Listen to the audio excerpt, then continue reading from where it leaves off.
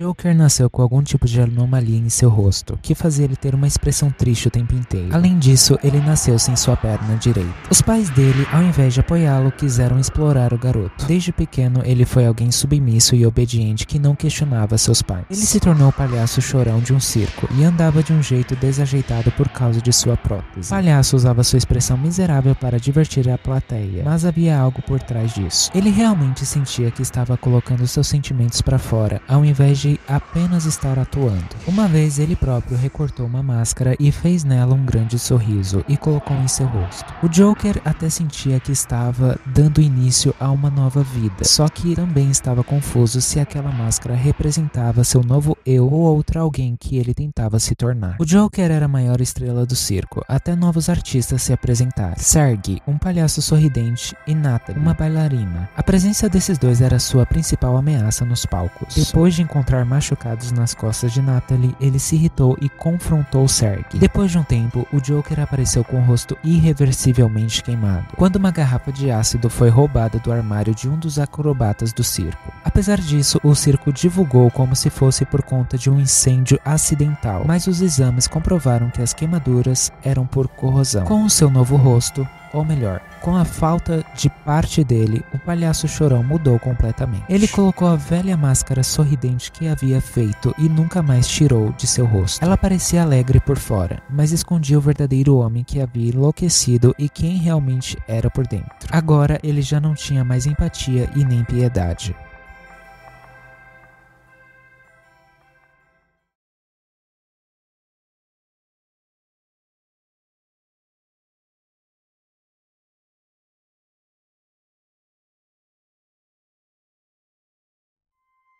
Orpheus era um amigo de infância de Alice de Ross, quando adolescente. Os dois brincavam dentro da nobre mansão Oletos e aparentemente tiveram boas memórias juntos. Ele esteve ali no dia do incidente, aquele que levou à vida dos donos da mansão e também ao desaparecimento de Alice e seus irmãos. Porém, ele conseguiu escapar. No entanto, pesadelos sobre aquele dia eram constantes. Depois de anos, Orpheus se torna uma estrela no mundo literário. Era conhecido por seus romances de terror. Mesmo assim, existiam muitos boatos sobre seu passado. Os boatos ativavam seus gatilhos, e flashes do ocorrido caíam como raios em sua cabeça. De qualquer forma, Orpheus era famoso e era visto como alguém com muito talento. Ele conquistou uma fortuna graças à sua genialidade, mas existem coisas que o dinheiro não pode comprar. Somente ele sabe dos pesadelos que atormentam durante as noites, as memórias e fantasmas do passado que nunca o deixavam em paz. Por isso, quando recebeu aquele misterioso convite acompanhado de uma flauta, soube que jamais deveria recusá-lo, e então retorna àquele lugar em busca da verdade.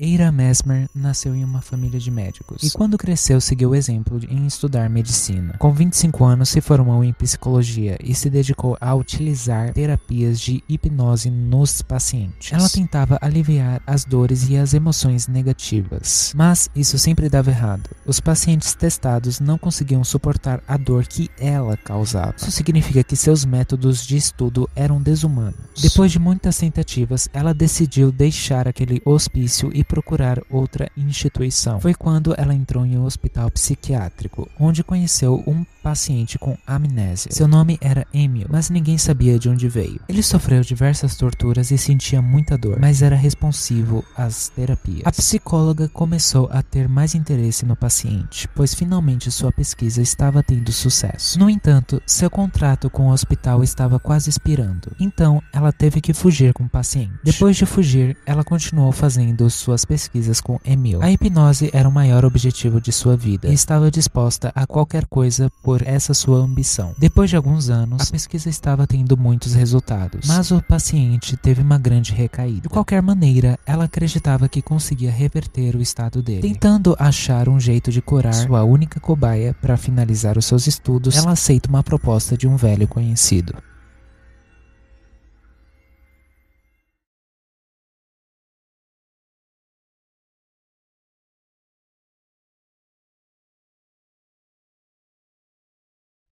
Wendy Lester veio de uma família rica de comerciantes, porém perdeu a vida ao dar à luz a sua filha Annie Lester. O pai queria que Annie ocupasse o lugar da mãe dela, mas desprezava a garota por não ser uma dama igual à esposa dele, sem o mesmo talento e a mesma beleza que ela tinha. Os únicos bons momentos da vida de Annie eram em seu quarto, que foi deixado por sua mãe, onde havia brinquedos e memórias dela. Era cheio de brinquedos de madeira, e Annie se imaginava em um conto de fadas. Nesse mundo podia ser ela mesma, e também imaginava como seria fugir para fora daquela casa com asas. Quando estava para se tornar uma adulta, seu poder aquisitivo chamou a atenção de homens interesseiros que queriam se aproximar dela para ficar com suas riquezas. No entanto, quando Annie atingiu sua maioridade, seu pai tramou um plano para deserdá-la e fugir com seus bens. Mesmo assim, sempre continuou gentil, pelo menos era o que ela pensava. Depois de complicações em sua saúde, o advogado particular de sua mãe lhe deu os últimos 30% de seus bens. E então, Annie abriu uma loja de brinquedos. Para ela, este lugar era onde se sentia mais confortável. Sempre quando achava um brinquedo, queria adicioná-lo em sua coleção para um dia vendê-lo. Quando a sua loja cresceu, ela entendeu que não era aquilo que seu pai dizia. Finalmente compreendeu que era útil e se tornou mais confiante. Até que um convite anônimo chegou pelo correio, prometendo informações sobre aquele que havia arruinado sua vida.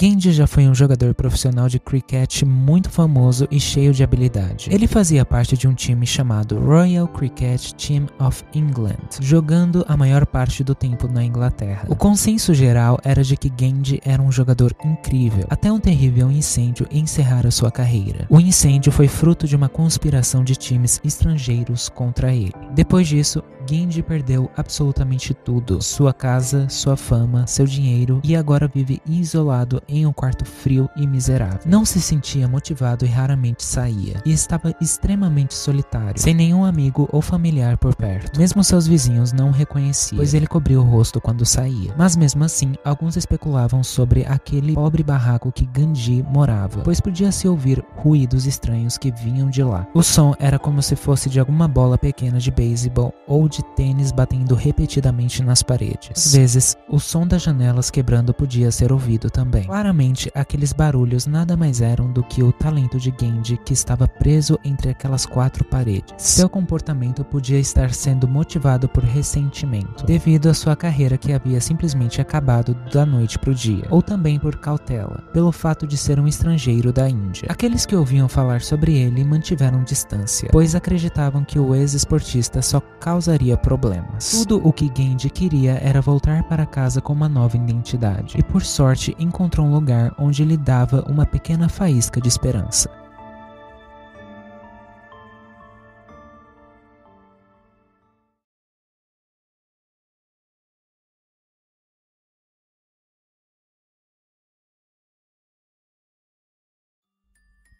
Edgar era o único filho homem da nobre família Walden. Sua irmã mais nova adoeceu e faleceu com 5 anos, enquanto Edgar tinha apenas 8 anos. E isso o deixou profundamente deprimido, e então dedicou sua atenção à arte, em uma tentativa de eternizar a imagem de sua pequena irmã. Ele demonstrou muito talento. No entanto, as constantes bajulações o fizeram desenvolver uma personalidade mimada e arrogante, ao mesmo tempo que, por algum motivo, vivia paranoico com os boatos e a hipocrisia de todos à sua volta. Ninguém era digno de sua confiança. Anos depois, o tutor particular de Edgar foi apresentado à família Walden. No entanto, Edgar percebeu que o Sr. Sarai não estava interessado em sua arte, mas sim no dinheiro de sua família. A orientação do tutor apenas deixava o jovem pintor ainda mais confuso. Ele já não conseguia mais se expressar por meio de suas obras, e acabou tendo uma queda de criatividade e inspiração por causa disso. Isso irritou Edgar de tal maneira que ele assassinou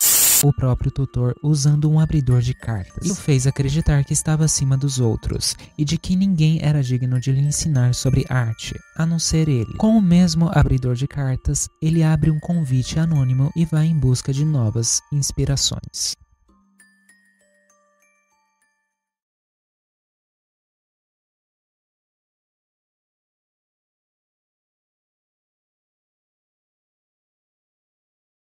Melly Plinius foi uma referência na área da biologia, devido à sua formação em entomologia. Isso tudo se iniciou com Melly sendo apenas uma serva de uma mansão, antes de se casar com o proprietário. Depois da morte dele, ela ficou com toda a riqueza do marido e se tornou uma bióloga em ascensão. Uma história de alguém tão simples que conquistou tanto sucesso não teria como não chamar atenção, principalmente quando ela possui técnicas e métodos tão avançados. Melly às vezes parecia ter a habilidade de controlar os pequenos insetos, ganhando uma compreensão mais aprofundada de como os bichos agiam. Só que ela raramente aparecia em público, e quando aparecia, ela usava um chapéu de gaze que cobria parte de seu rosto. E então surgiram boatos sobre sua aparência. Alguns diziam que Melly não era bonita o bastante e não queria mostrar o seu rosto. Outros achavam que ela era excessivamente bela e escondia seu rosto para não desviar o foco de sua inteligência. Seu verdadeiro objetivo era a busca por novas espécies de insetos, e passava boa parte fazendo pesquisas na natureza. Mais tarde, Joshua foi encontrado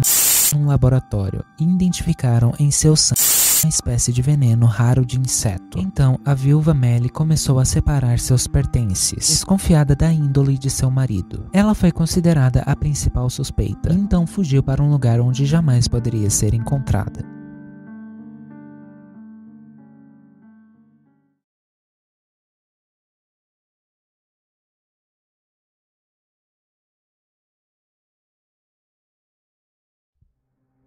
Luca Balsa costumava ser considerado amigável e muito confiante pela maioria das pessoas. Ninguém sabia de onde ele era, mas de qualquer forma era alguém educado. Ele se interessava por todos os tipos de invenções científicas e, portanto, conheceu Alva Lawrence, o maior inventor da cidade, e se tornou seu assistente. O inventor decidiu se tornar um mentor depois de um acidente em seu laboratório. Lawrence tinha muita confiança em Luca, e por conta disso, Lawrence queria que ele fosse seu sucessor. Porém, tudo foi arruinado por causa de um conflito entre os dois. O professor alegou que Luca vendeu sua pesquisa para um concorrente pelas costas e que era um traidor. E o aluno dizia que Lawrence era um plagiador sem talento. Lawrence ficou desestabilizado e todos acreditavam mais em seu aluno. Ele continuava trabalhando, porém por conta do estresse, ele em mais um acidente em seu laboratório. Ninguém sabia o que realmente havia ocorrido, porém todos acreditaram que Luca era quem estava por trás do acidente, já que ele sofreu danos cerebrais irreversíveis. Isso o fazia ser o principal suspeito, já que era provável que ele tivesse sabotado as máquinas, porém não teve tempo suficiente para tomar distância. Luca foi preso e condenado à morte.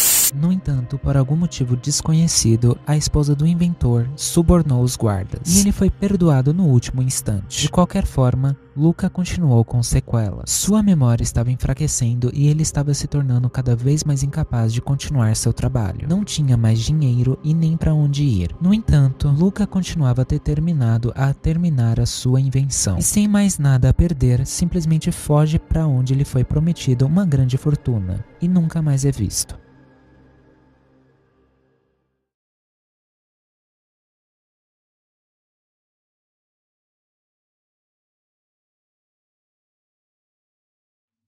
Andrew Chris foi diagnosticado com uma doença cuja causa era desconhecida, mas seus principais sintomas eram um crescimento anormal de cabelos brancos, mesmo Andrew sendo jovem, e um forte medo da luz do sol. Para seus pais, talvez orações e penitências pudessem ser mais eficazes do que o tratamento médico. Um dia, ele e sua família iriam se mudar, porém ao chegar em sua nova casa, sua mãe recebe um pedido do senhorio para que eles deixassem o lugar, por causa dos comentários dos vizinhos que não gostavam da aparência do menino e nem de seu jeito peculiar. Além disso, foi aconselhado para que ela o abandonasse, porque poderia se tratar de uma criança amaldiçoada. Andrew era assombrado pelos boatos e pelos comentários dos outros, e acreditava que eles eram mais terríveis do que sua própria doença. Isso fez com que ele se tornasse ainda mais isolado das pessoas, e vivia trancado em sua casa, mesmo querendo sair para conhecer mais o mundo à sua volta. Até então, Andrew nunca havia experimentado o calor, nem a felicidade. Sua vida era feita apenas de sombras e escuridão. Ele ganhou o apelido de Monstro dos Cabelos Brancos, do qual não conseguia suportar. Até que encontrou um refúgio, um lugar onde poderia ser mais aceito. Era uma igreja e ao seu redor havia um cemitério. Acreditava-se que o templo era frequentado apenas pelos bons e que ali não havia espaço nem sepultamento para os maldosos. Andrew buscou conforto naquele lugar e, quando adulto, ele viria a se tornar um coveiro daquele cemitério. Sua maior companhia eram as lápides frias e os corpos silenciosos dos mortos, às vezes tão pálidos quanto o seu. Andrew passou a ouvir sons estranhos vindo do cemitério durante a noite. Eram sons estridentes e misteriosos, mas na luz do dia era revelado que haviam tentativas de arrombamento nas sepulturas. E então, o coveiro descobriu quem eram os invasores. Porém, eles ofereceram uma boa quantia de dinheiro para que ele desenterrasse e retirasse alguns corpos ainda em bom estado dos caixões, para um cientista que estava tentando juntar membros de cadáveres diferentes e criar um monstro. Depois de um tempo, o desaparecimento dos corpos foram descobertos pela igreja. Porém, Andrew já havia fugido.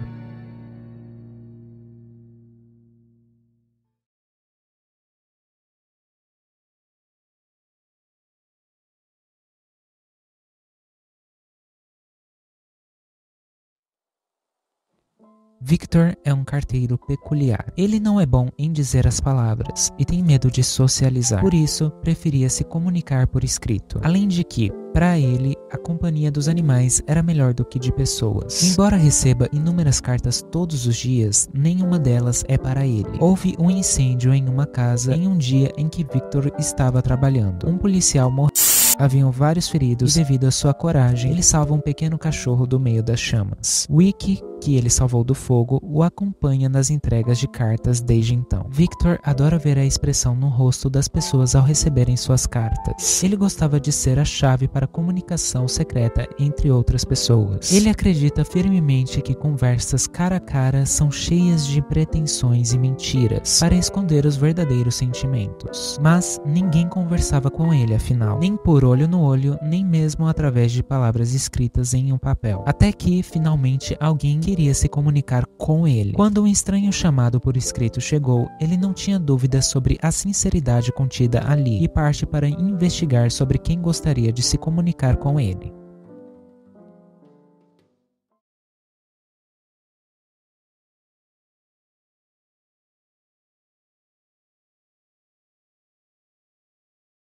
Com 16 anos, Demi Bourbon e seu irmão mais velho chegaram a uma pequena cidade na Europa. Sam abriu um bar na cidade e sua irmã trabalharia com ele como garçonete. O bar começou a ter sucesso quando Sam preparou um drink que chamou de Dovlin. O bar tornou-se muito popular na cidade e vendeu tão bem que ele e Demi começaram a ter uma vida agitada. No entanto, Sam jamais permitiu que Demi experimentasse aquela bebida. Um dia, Sam disse a Demi que planejava fechar o bar porque havia sido chamado para ser sommelier. Ele acreditava que isso atrairia mais clientes e seus serviços seriam melhores. Então, ele partiu para conhecer, só que nunca mais retornou. Demi ficou sozinha e foi forçada a reabrir o bar apenas para sobreviver. Mas o negócio foi péssimo, porque Dovlin era tudo o que os clientes queriam, e Demi não tinha conhecimento de como prepará-lo. Em seu aniversário de 20 anos, Demi Bourbon, que lutava para sobreviver, recebeu uma carta. A carta continha uma receita estranha. Demi fez a receita e serviu aos velhos clientes. Disseram-lhe que estava perfeita, idêntica à de Sam. Porém, apesar do reaquecimento de seus negócios, Demi tinha certeza de que a estranha receita que havia recebido tinha relação com o desaparecimento de Sam. Então decidiu que, assim que tivesse arrecadado dinheiro suficiente, viajaria para investigar o local de onde aquela mensagem veio.